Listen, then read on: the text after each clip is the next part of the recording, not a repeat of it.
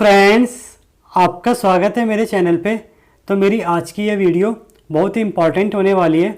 तो जैसे कि आप में से ज़्यादातर student CSR net chemical science की प्रिपरेशन कर रहे हैं और या किसी ना किसी केमिस्ट्री से रिगार्डिंग एग्ज़ाम की तैयारी कर रहे हैं, तो अब आप मुझसे जो क्वेश्चन पूछते हैं उस प्रिपरेशन में वो ये कि आपको कोचिंग लेनी चाहिए या नहीं, या मतलब आप सेल्फ स्टडी से ही प्रिपरेशन करें किसी एग्ज़ाम की या कोई पर्टिकुलर कोचिंग ले। तो आज मैं आपके साथ यही डिस्कस करूँगा कि क्या फ़ायदे हैं कोचिंग लेने के और क्या फ़ायदे हैं सेल्फ स्टडी करने के। मतलब आपके लिए कौन सी चीज़ ज़्यादा बेहतर है, और या मैं कुछ ऐसे पॉइंट्स बताऊँगा जिन पे हम कंपेयर कर पाएंगे प्रिपरेशन और कोचिंग के फ़ायदे और नुकसान। तो चलिए शुरू करते हैं। तो देखिए, सबसे पहले तो मैं ये कहूँगा, अगर आप बिल्कुल ही किसी सब्जेक्ट के लिए या किसी भी एग्ज़ाम प्रिपरेशन के लिए नए हैं और आपको सबसे ज़्यादा मुश्किल इन चीज़ों में आती है कि उसका सिलेबस कहाँ से डाउनलोड करें, क्या पेपर उसमें आएगा, क्या एग्ज़ाम उसमें और कैसा इसका एग्ज़ाम रहता है, पैटर्न क्या है और जनरली क्या कट ऑफ पीछे रही है, तो तब मुझे लगता है आपको इस पॉइंट पे कोचिंग की तरफ जाना ही चाहिए। क्योंकि कोचिंग वाले ऑलरेडी जो भी एग्ज़ाम को पढ़ा रहे होते हैं उनके प्रीवियस ईयर क्वेश्चन कर चुके होते हैं, या उस एग्ज़ाम के पैटर्न को अच्छे से जानते हैं, उसके सिलेबस को जानते हैं, और जो भी टीचर होते हैं वो उस सब्जेक्ट में या उस एग्ज़ाम के प्रिपरेशन में जो भी सब्जेक्ट की ज़रूरत है उसमें परफेक्ट होते हैं। तो यानी ये आपको बहुत ज़्यादा हेल्प करते हैं आपकी एनर्जी बचाने पे, और जो आपका टाइम और एनर्जी बची उसे अपने प्रिपरेशन में लगाने में। सेकंड पॉइंट, देखिए, अगर आपको टाइम रियल में वैसे बचाना है इफ़ेक्टिव तरीके से, तो तब सेल्फ प्रिपरेशन आपकी ज़्यादा काम आती है, यानी सेल्फ स्टडी आपकी ज़्यादा काम आती है। वो ऐसे क्योंकि सेल्फ स्टडी में आप खुद डिसाइड करते हैं कि आपको कौन सी बुक से पढ़ना है और कौन से कोर्स को फॉलो करना है या कौन से नोट्स को फॉलो करना है और सिलेबस किस हिसाब से कंप्लीट करना है।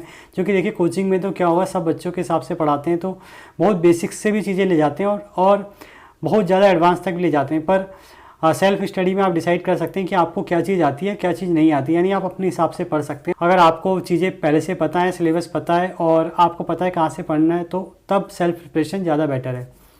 थर्ड पॉइंट, देखिए, अगर मैं बात करूं एक्सपेंसिव की, कौन ज़्यादा एक्सपेंसिव है, तो देखिए सेल्फ प्रिपरेशन ज़्यादातर केसेस में इनएक्सपेंसिव है। मतलब आपको ईजिली घर बैठे भी आप सेल्फ प्रिपरेशन कर सकते हैं, सेल्फ स्टडी कर सकते हैं। पर ज़्यादातर केस में कोचिंग आपको थोड़ा सा एक्सपेंसिव पड़ेगा, क्योंकि कोचिंग की अपनी एक फ़ीस होती है और आपको अप डाउन करना पड़ता है, और या अगर आप वहाँ पे पीजी या हॉस्टल लेके रहते हैं तो भी आपको ज़्यादा पे करना पड़ता है। तो ये एक प्रॉब्लम है कोचिंग के साथ कि कोचिंग आपको थोड़ी एक्सपेंसिव पड़ती है, पर सेल्फ स्टडी आपको थोड़ा इनएक्सपेंसिव पड़ जाती है। पॉइंट है, अगर मैं बात करूं प्रैक्टिस की, तो देखिए प्रैक्टिस मुझे लगता है अगर आपको क्वेश्चनों की प्रैक्टिस ज़्यादा करनी है, मतलब आप नोट्स में थोड़े वीक हैं, तो तब आपके लिए कोचिंग ज़्यादा इफेक्टिव रहेगी। क्योंकि कोचिंग में क्या होता है, चैप्टर वाइज असाइनमेंट्स होते हैं और बीच बीच में आपके टेस्ट भी होते रहते हैं। तो यानी कहीं ना कहीं आपकी जो एग्ज़ाम की जो प्रिपरेशन है ड्यूरिंग असाइनमेंट करा दी जाती है, और आप इसमें कंफर्टेबल हो जाते हैं कि कैसे आप एग्ज़ाम को क्वालिफाई करें और क्या गलतियाँ जो आप नहीं करें एग्ज़ाम में। पर सेल्फ प्रिपरेशन में क्या होता है कि यही एक कमी है जो ज़्यादातर देखी गई है कि क्वेश्चन प्रैक्टिस कम रह जाती है, या उस हिसाब से नहीं होती जिस हिसाब से एक एग्ज़ाम की प्रिपरेशन के लिए होना चाहिए। मतलब हमें पता नहीं चलता हम क्या गलतियां करेंगे और क्या गलतियां कर रहे हैं, तो नंबर ऑफ़ क्वेश्चन जो होते हैं वो लेस हो जाते हैं सेल्फ प्रिपरेशन में। पर कोचिंग में यहाँ पे नंबर ऑफ़ क्वेश्चन आपको इनफ मिलते हैं और बहुत ज़्यादा ही मिलते हैं। इंटर सिलेबस ऑन टाइम, तो देखिए सिलेबस ऑन टाइम में मैं कहूँगा दोनों ही बराबर है। आप पे ही डिपेंड करता है कि आप सेल्फ प्रिपरेशन करके या सेल्फ स्टडी करके टाइम पे सिलेबस कंप्लीट कर लेते हैं या नहीं। और साथ में कोचिंग पे भी डिपेंड करता है ये कि कोचिंग वैसे ज़्यादातर केसेस में टाइम पे सिलेबस कंप्लीट करा देती है, पर कई बार ऐसा देखा गया कि कई कोचिंग सेंटर क्या करते हैं, स्टार्टिंग में धीरे धीरे पढ़ाते हैं और फिर लास्ट में बहुत ज़्यादा एक साथ आपको डिलीवर कर देते हैं। तो उस वजह से आपको ज़्यादा चीज़ें सीखने में कठिनाई होती है, क्योंकि बहुत ही कम टाइम पे आपको चीज़ें सिखाई होती हैं। तो यानी जो ये सिलेबस ऑन टाइम का जो अगर मैं पॉइंट लूँ तो उसमें दोनों ही बराबर है। ये आप पे ही डिपेंड करता है और कोचिंग पे डिपेंड करता है कि वो कब चीज़ों को कराना चाहते हैं।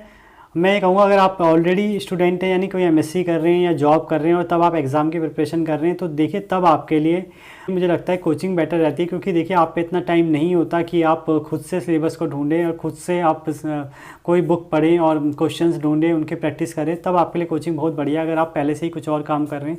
क्योंकि वहाँ पे क्या होता है, आपको ऑलरेडी सारा कंटेंट की जगह प्रॉपर फॉर्मेट में मिल जाता है, ताकि आपको उसे एक्सेस करने में और पढ़ने में आसानी हो। अगर मैं बात करूँ अगर उन एग्ज़ाम की जिनमें एग्ज़ाम के बाद इंटरव्यू होते हैं और ज़्यादातर केसेस में पीएचडी में इंटरव्यू होते हैं, तो तब मुझे लगता है कहीं ना कहीं सेल्फ प्रिपरेशन आपकी बहुत ज़्यादा फ़ायदेमंद है। क्योंकि देखिए सेल्फ प्रिपरेशन से क्या होता है, अगर आप सेल्फ स्टडी करते हैं, बुक्स के थ्रू जाते हैं, तो कहीं ना कहीं आपका एग्ज़ाम क्वालिफाई होने के बाद वो चीज़ें आपके इंटरव्यू में भी काम आती है और इंटरव्यू आपका काफ़ी ज़्यादा अच्छा जाता है। क्योंकि देखिए कोचिंग के केस में क्या होता है, कोचिंग के केस में जो पढ़ाया जाता है वो बिल्कुल एग्ज़ाम ओरिएंटेड पढ़ाया जाता है। तो उस पर कभी कभी ये देखा गया है कि एग्ज़ाम तो बच्चों का निकल जाता है, पर इंटरव्यू में वो क्वेश्चंस को अच्छे से बता नहीं पाते, क्योंकि उनके जो कॉन्सेप्ट होते हैं वो एग्ज़ाम ओरिएंटेड होते हैं और रेदर देन उन्होंने पूरे बेसिक्स से चीज़ों को पढ़ा होता है। तो देखिए सेल्फ प्रिपरेशन का ये फ़ायदा, अगर आप खुद से पढ़ेंगे और बेसिक्स से चीज़ों को पढ़ेंगे और बुक्स के थ्रू जाएंगे, तो अगर आपका एग्ज़ाम क्वालिफाई होता है उससे और उसके आगे आप जाते हैं, तो इंटरव्यू में आप काफ़ी इंप्रेसिव तौर पे खुद को रिप्रेजेंट कर पाएंगे।